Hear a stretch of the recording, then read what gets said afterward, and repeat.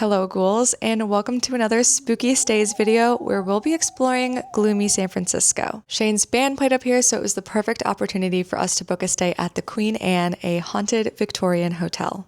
We'll be wandering around Musee Mecanique, a whimsical antique arcade with dozens of creepy animatronics, Paxton Gate, one of the biggest oddity stores I've ever been to, and visiting two gravesites, one being the historic cemetery located within the mission of San Francisco De Asis, which happens to be the oldest building in the city, and the other being the stunning San Francisco Columbarium, where we will explore 4 floors of memorial niches.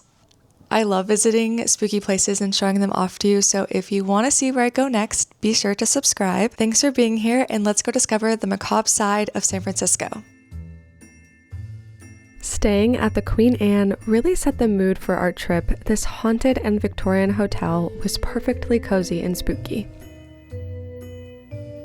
We'll be doing a room tour a little later, but for now, let's hit the streets of San Francisco, led by the creepiest chauffeur possible. A driverless taxi. There he is. It's kind of like getting a ride from a ghost, who's not that good with names. Hello, Kiali. Oh, Kiali. Holly. So keep your seatbelt fastened, please. We'll do all the driving, so please don't touch the steering wheel or pedals during your ride.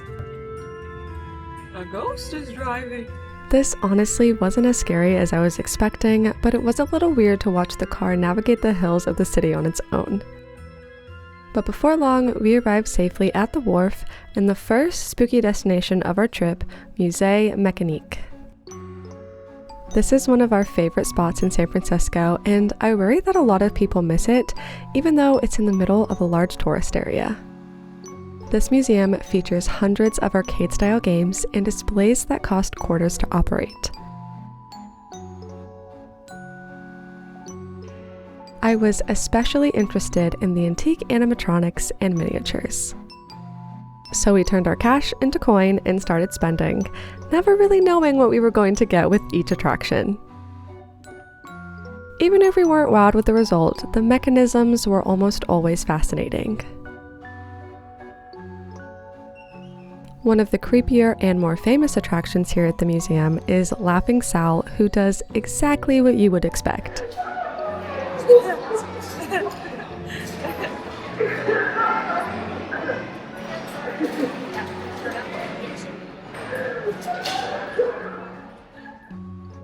She wasn't the only one giving me the heebie-jeebies.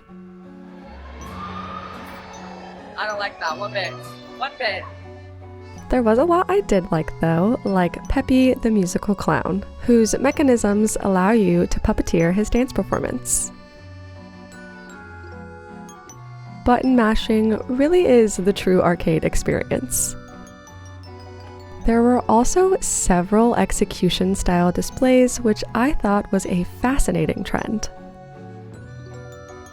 Seriously, I'm only showing you 2, but there must have been like 5 or 6 of these.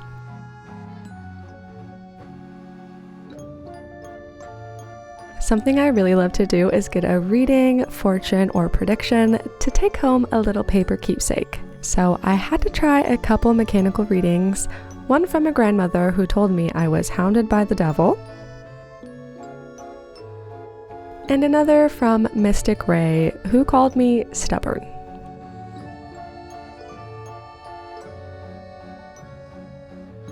We were also lucky enough to stumble upon the oldest machine in this building, this Praxinoscope, which features an early form of animation.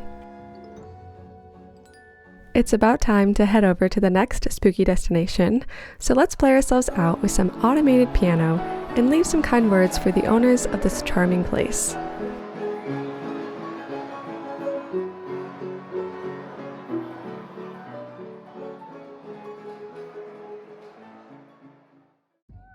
Next stop, Paxton Gate. It was my first time visiting this giant oddity shop, and I know I'll be coming back each time I visit the city. This store truly has it all. Bones, bugs, oddities, taxidermy, jewelry, and even a gardening section. I'm just going to take you through each creepy corner of the shop. If your oddity of choice is bones, they have a large selection of prehistoric and modern creatures. And don't worry, any human remains are ethically sourced vintage medical equipment. There truly is a bone for everyone here, as long as you're willing to do a little digging. If insects are more your thing, they've got you covered. The employees here were so kind and helpful in showing off and explaining the collections. And if you want to do some bug pinning yourself, they even offer classes. Trinket and oddities lovers, they haven't forgotten about you either. If you're looking for a tentacle pen, they've got it. And diaphanized and traditional wet specimens as well. As a collector who is running out of shelf space, I'm always jealous of these stores that are filled to the brim with things that I dream of having in my own home. And I run into some things I have never seen before, like a jar of edible ants. If you're a taxidermy fan like me, you'll find a lot to love at Paxton Gate. Taxidermy caught my eye early when I started collecting oddities. I love covering my walls in fuzzy friends and giving them a new life. And since I'm running low on shelf space, there's always the walls. I really loved these precious little babies, and if you want to learn how to make your own cute little babies, they offer taxidermy classes.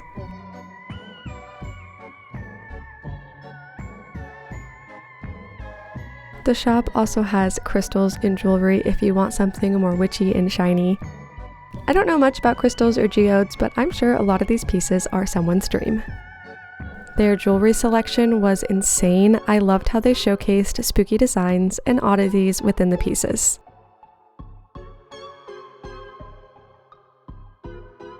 Something I wasn't expecting to find here was the gardening section. With spring around the corner, I am hoping to garden a bit more this year. I would love to have a goth garden and make a spooky fairy garden hidden in the flowers. If anyone has any beginner gardening tips or plants that would work well, I would love your help. I did pick up some of these spooky seed packs to get started. I ended up with the cutest haul of tiny and weird things. After all of that shopping, we decided to go visit the oldest building in San Francisco, Mission San Francisco De Asis. Huge shout out to the person who DM'd me on Instagram about this place. It is so helpful when locals let me know about these spots, so please always feel free to give me travel suggestions. They are so appreciated. This mission was established in 1776, with the chapel completed in 1791. Also, the Pope stopped by in 1987 during his trip to California, and they are clearly pretty stoked about that. We followed a short self-guided tour through the church and its museum, which took us to the back of the mission where the cemetery is found. I really enjoy a small, peaceful, and historic cemetery. It was just us walking the paths through the graves and getting to take our time with them. I know it's probably not ideal for the longevity of the headstones, but I do really love the moss and overgrowth on the dull gray stones.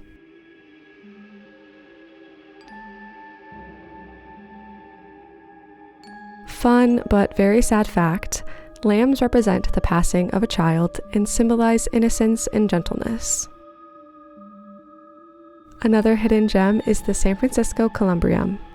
The Columbarium and its surrounding graveyard are tucked away at the end of a seemingly normal residential cul-de-sac. It's free to visit for the public. All you have to do is sign in with their front office. The central building is filled with 4 floors of urns and memorial niches. We really took our time here to see as much as we could. The first floor had some truly gorgeous stained glass windows. But the stars of the show are the niches and urns themselves. There are thousands to look at, and their displays range from historic to whimsical.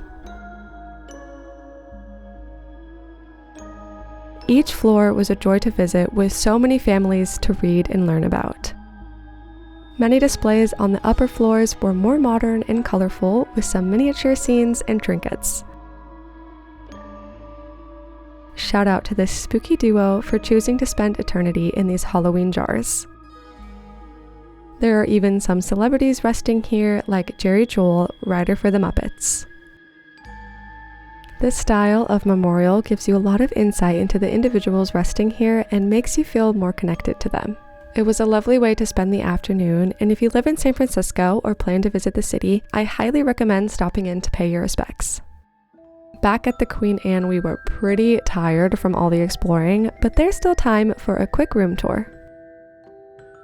We got a small room because we knew we'd mostly be out sightseeing, but we still had our very own fireplace. And we were surprised to find out that we could actually light it with the provided matches and log.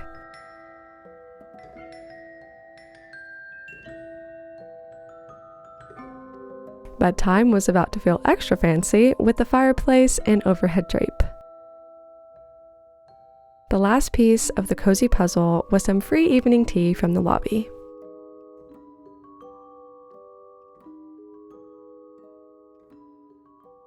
I hope you had a wonderful time exploring spooky San Francisco with me. Thank you so much for joining me, and a very special thank you to my Patreon supporters. I hope you all have a wonderful and spooky day.